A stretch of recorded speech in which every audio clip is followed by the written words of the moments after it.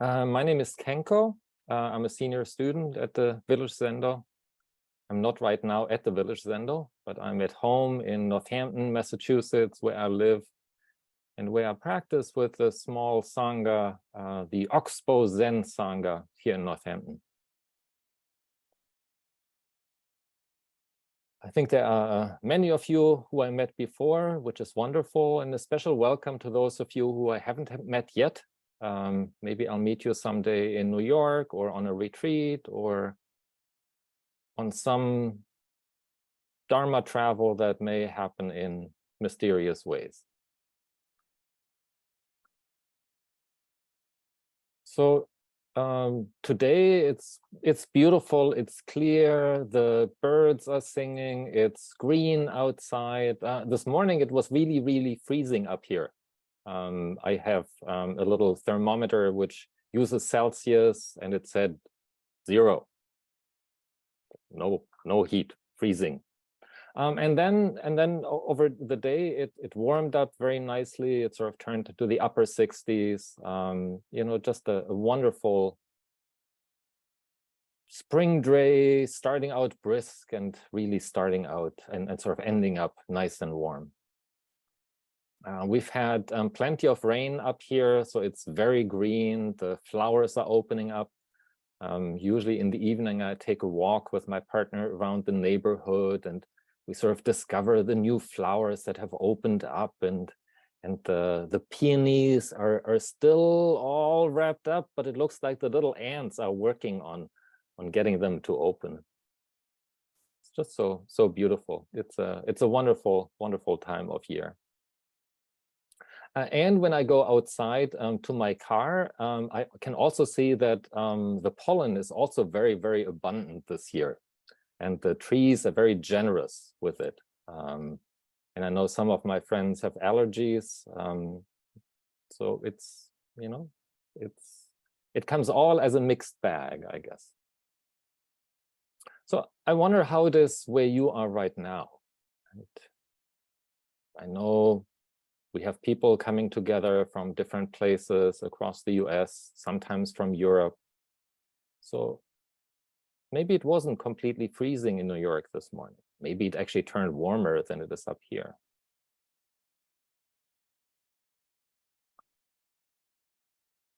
So for me, this is also a special time of year because it's the end of the semester. I teach at Westfield State University, where I teach mathematics and mathematics education. So it's been another demanding semester.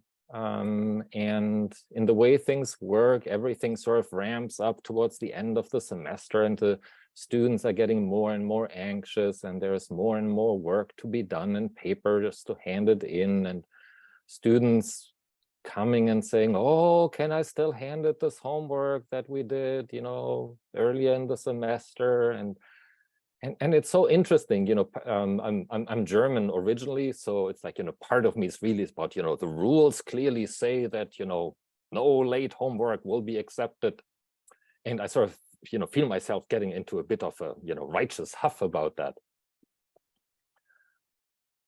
And then the next thing I want to say is that, you know, think about what would make the most sense for you in terms of preparing for the rest of the semester, right? So if this is something where you realize a little bit more practice would be helpful before the final exam, then definitely do that.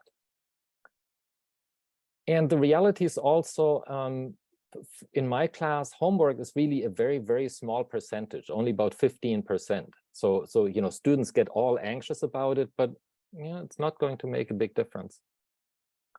So then I sort of think, well, you know, why should I get in a huff over something that ultimately doesn't really matter, and which means that they get a little bit more practice with something, you know?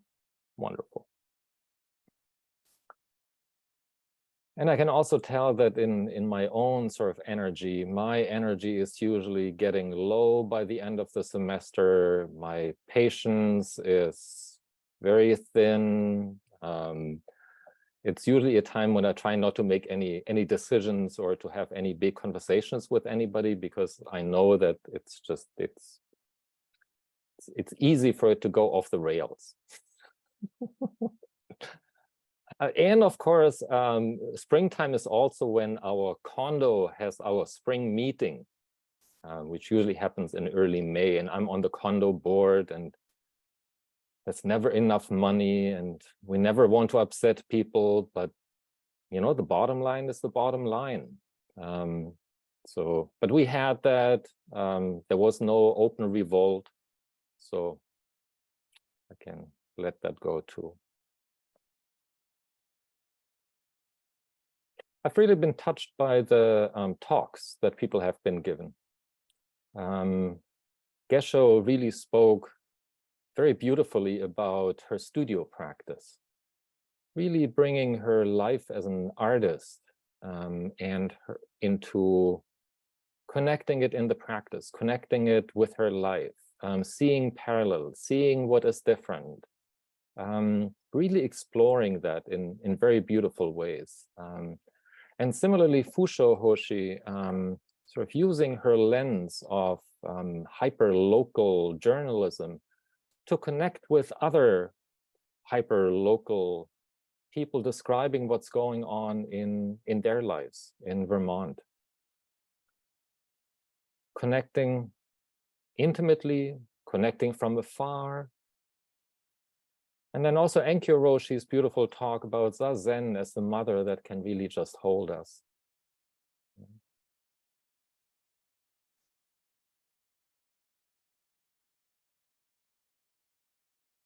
And it's, you know, for me, part of the end of the semester is also, you know, grading.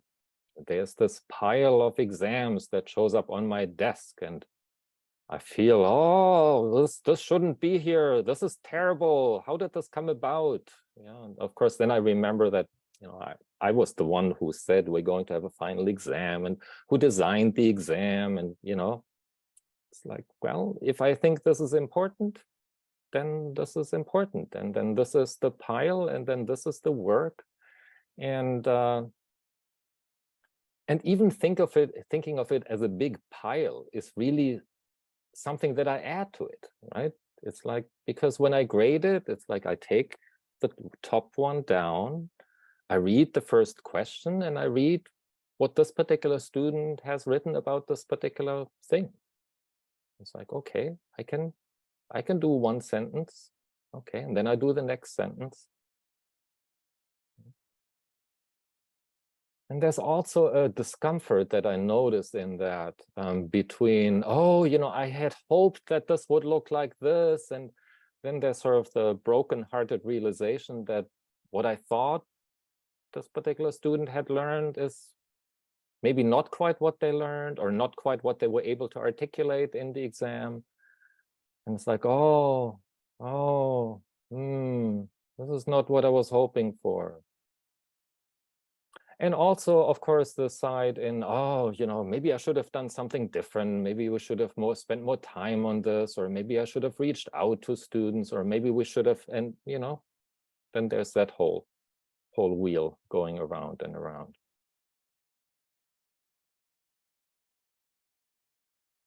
So there's a koan that I think could help us look a little bit more deeply into that. It's The Price of Rice in Luling from the Book of Serenity. One thing that I love about it, it's very short. The koans have very different flavors. And some of them are really all about the conversation and the discussion and the back and forth. And some are just, here we are. This is a question. Here is an answer. This is what we have. And this is one of those. So a monk asked Qingyuan, what is the great meaning of Buddhism? And Qingyuan said, what is the price of rice in Luling? What is the great meaning of Buddhism? I wonder why the monk was asking, what the monk was hoping for. The great meaning. It's like, oh, if I could say one sentence that is really the great meaning. And maybe the monk thought, well, if somebody tells me that great meaning, then, then this unease in my heart, will be soothed. That anxiety that I feel will be calmed. That anger that I feel is burning me up will be cooled. If only I knew what that great meaning of Buddhism was. And if this teacher would just go tell me.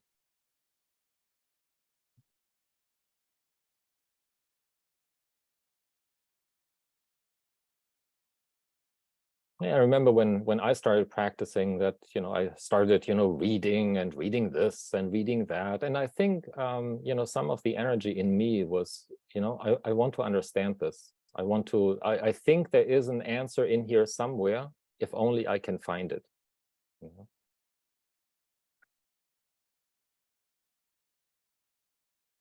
And Qing Yuan said, what is the price of rice in Luling? What do you think the monk thought when the monk heard that?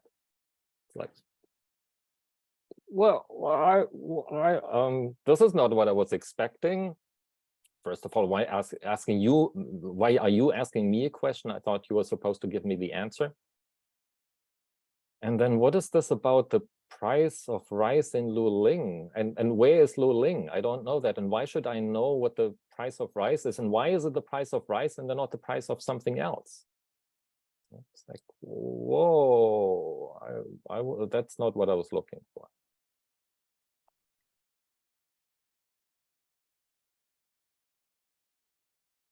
I wonder also what's really your question that has brought you to practice.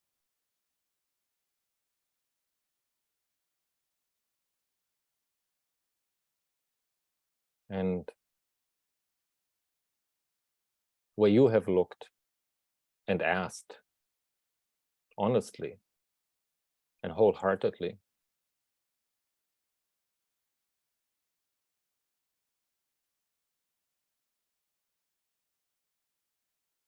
What is the great meaning of Buddhism?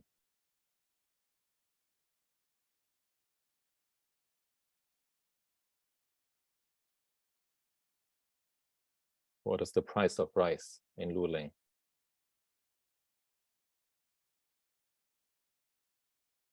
What strikes me is it goes from like the great meaning, like this one big universal thing, down to something very specific, to something very mundane, very day to day.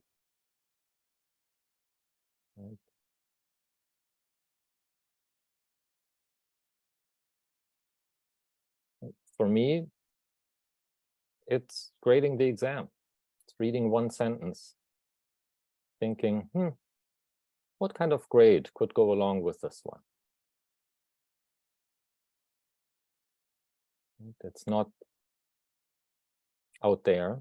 It's the small, the mundane, the unexpected, the little things, the things that you think of as sort of the background of your life, maybe the things that you would prefer not to have in your life right now, but that are actually in front of you.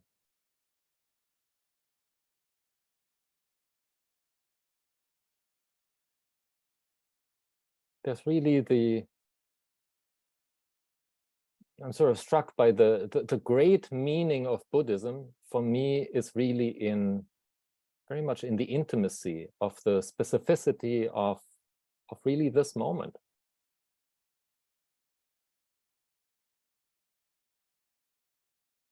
What's the price of rice in Luling?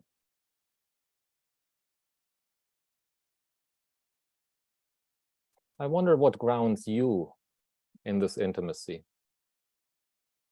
Where do you find plain, simple nourishment?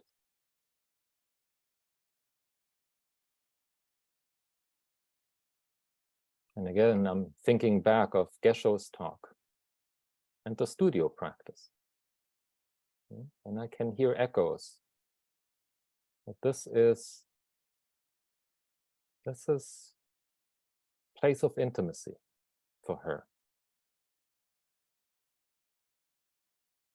Nothing special, nothing big, no big goal. Just simple studio practice. Nourishing.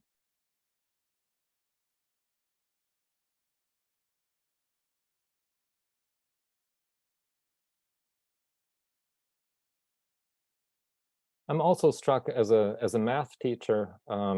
Many of my students have had experiences that have made them very anxious and avoidant of mathematics because they hold the belief that this is not something that they can do, it's something that other people can do.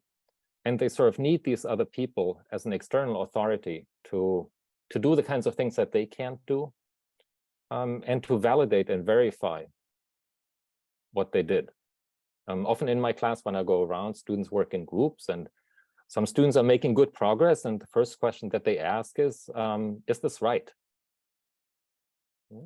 Is this right? And I think by the end of the semester, they know that I don't usually tell them yes or no. But I say, can you tell me about what you did? And does it make sense to you? And if they really push, I say, well, on a scale from 1 to 10, how confident are you that your answer makes sense? And then they say, oh, and I can tell from the tone in their voice that, they're pretty confident. And then I say, what do you need me for?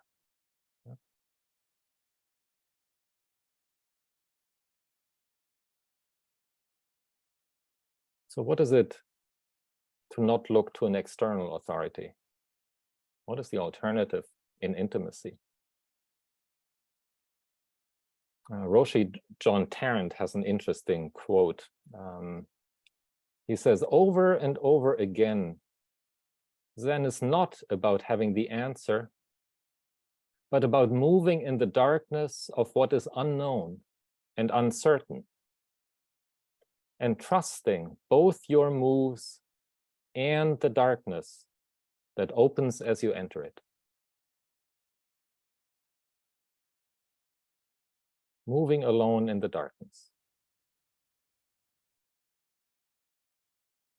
Trusting that intimate place of being uniquely and gloriously and painfully and mysteriously you. Whatever you is in that particular moment.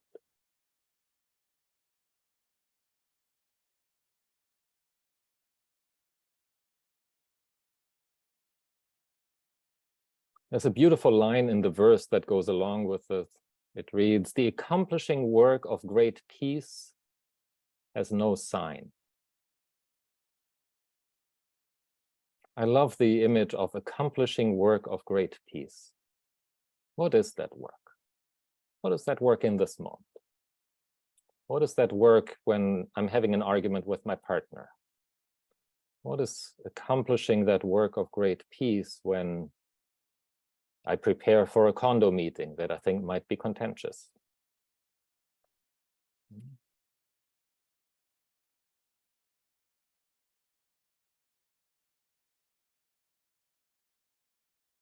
And I think, Roshi mentioned the great mother of zazen that can hold us.